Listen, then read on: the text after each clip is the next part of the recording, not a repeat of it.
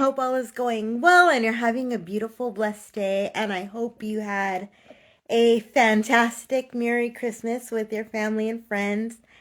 And today I wanted to come on in and simply say hello, but also to answer a prompt that my website my website gave out, and it is, how are you most creative? So, if you guys have been around me for a while, you know the answer to this question. But for those of you who do not know, my name is Marie Nicole Zimmerly. I am an I am an advocate. I'm a singer, and I'm a dancer. And I believe that all three of those things can fit in the realm of advocacy, because all three of those things, well, advocacy is advocacy on its own, but I believe that the singing and the dancing piece of my life can be used as advocacy as well, because of the fact that there isn't there isn't much of an awareness that people with disabilities can be creative. Unless you are in the disability community already, there are still some stereotypes that need to be broken down. And we are doing a good job of that, but there is still so much work to be done. I'm like chewing my words here, but there is still so much work to be done. And so for me, I've been singing since I was about 6 or 7 years old. And I started singing when I went to, back then, what was my new church. My granny's church, Eagle Rock Baptist in Eagle Rock, here in Eagle Rock, Los Angeles. And like I said, my grandma, she used to go to the same church that my dad went to in Glendale, which is now called Glendale Central Community Church. But it used to be called Glendale Southern Baptist back then, when I was a teeny tiny little one. Um, so we used to go there, but that church didn't have an extensive children's program like my granny's church did. My granny's church had things like Awanas, which is a Bible study day, Sunday school type of thing, where it was kind of like a youth group for little ones. So if you know what a church youth group is like, Awanas was like a youth group for younger kids. Um, and then I went on to um I went on to sing in my choir, my church children's choir, when I was 7.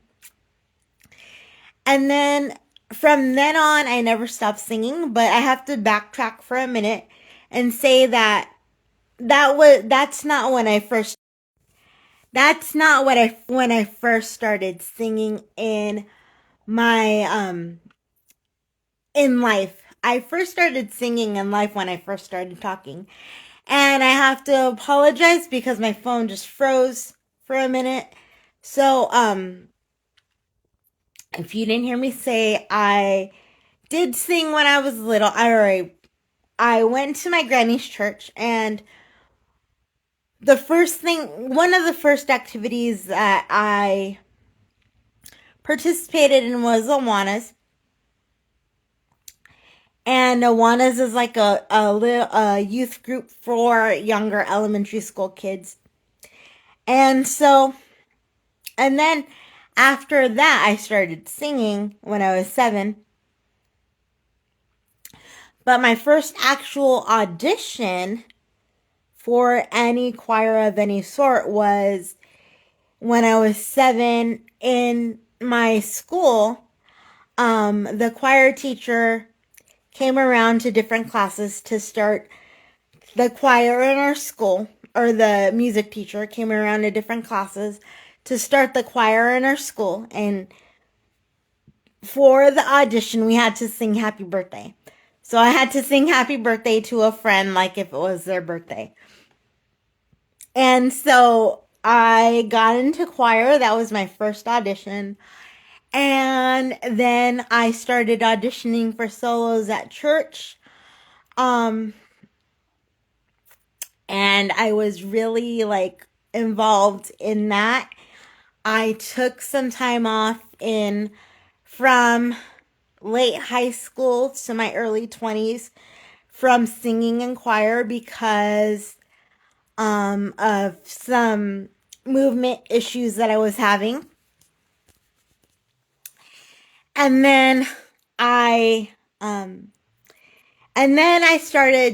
started singing in choir again when I found that my friends would help me up and down the stairs.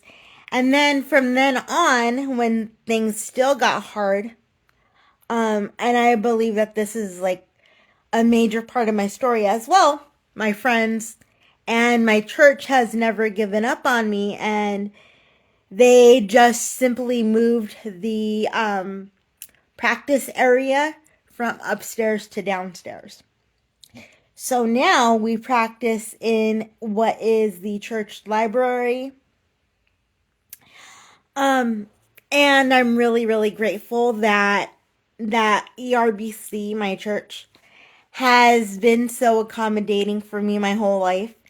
And this past Christmas, which was a week ago, in our church, I sang on stage in my chair for the first time in about 20 years or so. So, actually, I think it's been more than 20 years. But I have come into my own in being a wheelchair user again.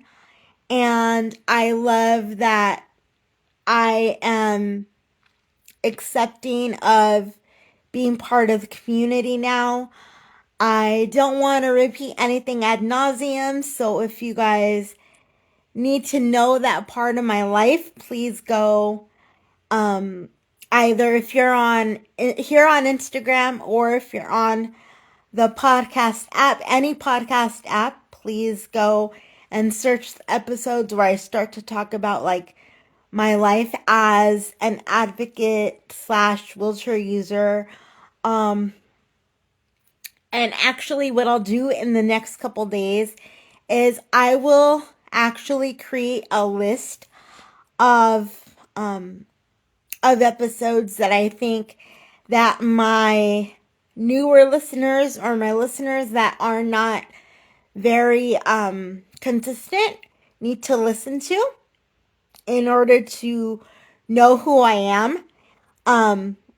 Because I think that is something that I need to do, and that is really important.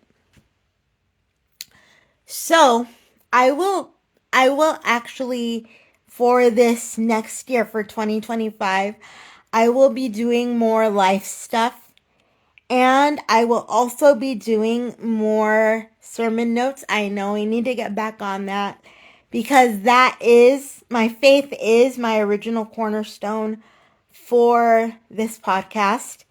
And I believe that a person who lives a life of faith, it should interflow with everything else, and it's not something that is separate. You should not only be a Christian on Sundays.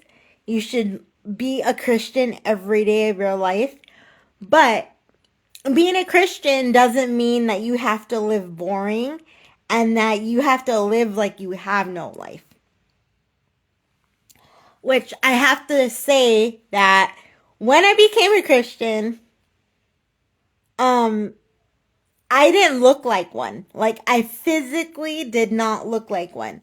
I looked very sullen, very sullen and very sad. I remember I was 13 when I gave my life to Christ. And I remember thinking that for some reason, even though there were joyful people around me that were Christians, I remember thinking that I had to take life seriously, that I couldn't smile, um, that I couldn't laugh at a joke, um, and that everything, like I was, very religious, like, and we believe in Christianity. I will say that we don't believe that Christianity is a religion. Christianity is a relationship with the God who created you. You are fearfully and wonderfully made by God, and it is a relationship with Him that is supposed to be joyful, and that is supposed to have feeling, and that is supposed to be something that you could laugh in, that you could cry in, and that you could show any emotion in. However, I mean, yeah, however, we believe that God gives you the guidelines in His love letter to us called the Bible. And that is what we hold on to. If God says don't do something, we don't do it. In a perfect world, if God says don't do something, we don't do it. And if God says do something, we do it. We follow what He says. But I don't want anybody to walk away from this episode thinking that Christians need to be perfect, because if God intended for us all to be perfect 100% right away, He would have created robots. He didn't create robots. He created people with feelings. And He created people that had or that have choices. And so I will dig into kind of the choice part of stuff when I get back to doing my sermon notes, because there is a very interesting sermon that Pastor Andrew from our church recently did, and it's all about living in love and living with freedom, but having not abusing your freedom in front of somebody who doesn't know what this life is like. So a little bit of synopsis of that is that if somebody says it's wrong to drink, don't drink, then you shouldn't go out and have a margarita in front of that person. Because if you were to go out and have a margarita in front of that person that says don't drink, then it could confuse that person. And what you're trying to do is you're trying to lead them more to Christ and not away from Christ. You're not trying to make them question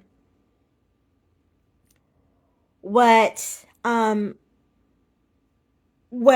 not trying to make them question what they think. You just have to kind of guide them along and see, or not guide them along, but you have to be supportive of them where they are at that moment. You can't push them into believing everything that you believe right away. For example, like I said, with the drinking thing, God created wine and He created it for celebration. He never said don't drink. He just said don't get drunk. Don't drink and don't get drunk are two different things. But if you said to me, if I said to you, I'm not drinking, it's because I have a reason. And for those of you who know me, you know that reason. And I'm not going to reveal that reason. But for those of you who know me and know know what I've been through in life and my 20s. You know what happened my before my 20, like, yeah. No, at the very beginning of my 20s, something happened where I said I am never taking a drink. And that is my own reason. And if anybody were to ask me, then I would tell them, but I'm not going to reveal the reason right now. But we have to understand that people have personal reasons for doing something or not doing something. So anyway, I will get more into that when I do start doing the sermon notes again. And like I said, I will also be doing life stuff. And you can bet top dollar that I will be doing advocacy stuff and my life within advocacy, because I feel that is who I am now. Like, and I'm not meaning to be funny or cute, but I do feel like my whole life is wrapped up in the advocacy piece, because I feel like I'm here to show people, one, the love of Christ, two, that people with disabilities do not live sad lives. We do not.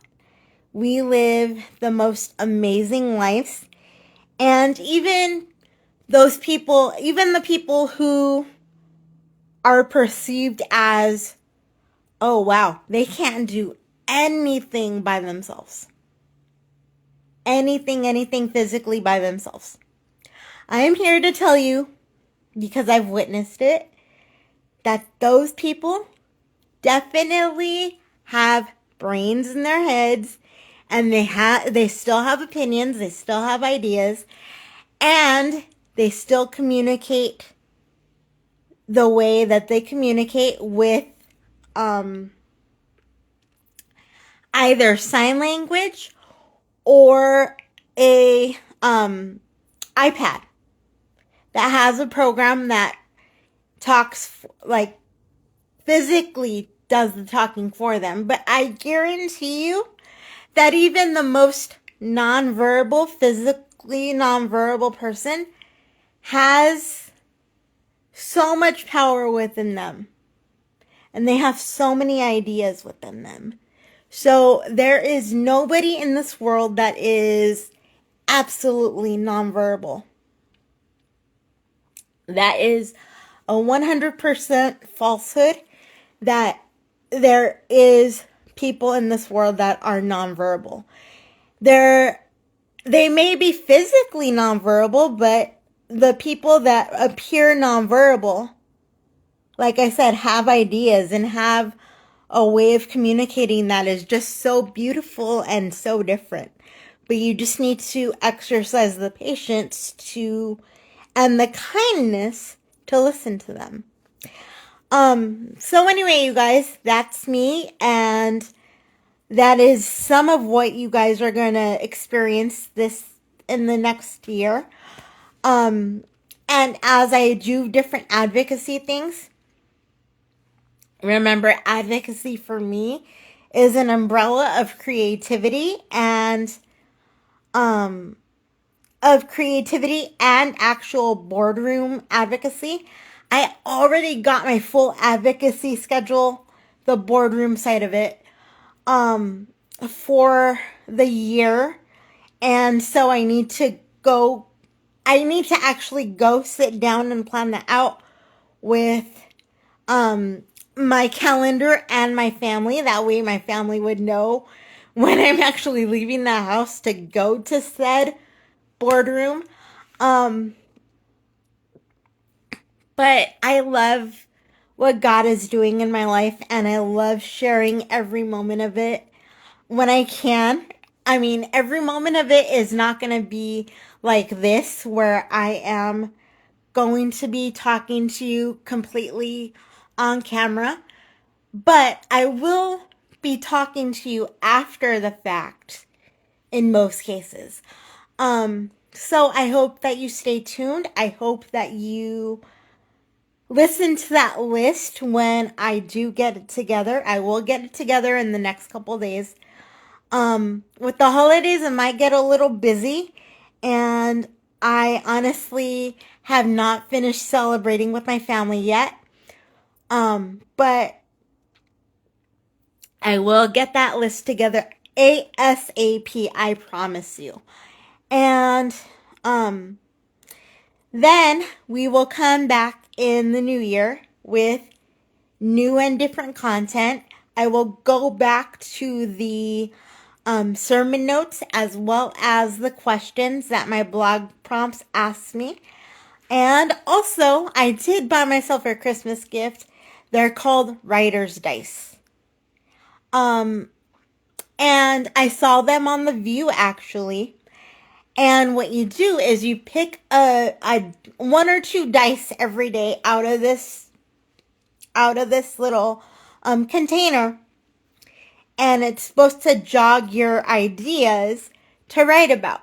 So not only is it going to jog my ideas to write, but it's going to jog my ideas to speak to you guys. Because there are times where I feel like I am in a slump and that I need some ideas to share about. And so I hope that those dice help me. And I'm just looking forward to sharing all of my blessings with you guys. There's going to be a lot that is going to come up in life in the next month or so. And I can't wait to share it with you guys. I'll talk to you guys later. I love you. I'm getting hoarse because I'm getting excited, but I love you guys so much and thank you for being here. And I will talk to you soon. Bye.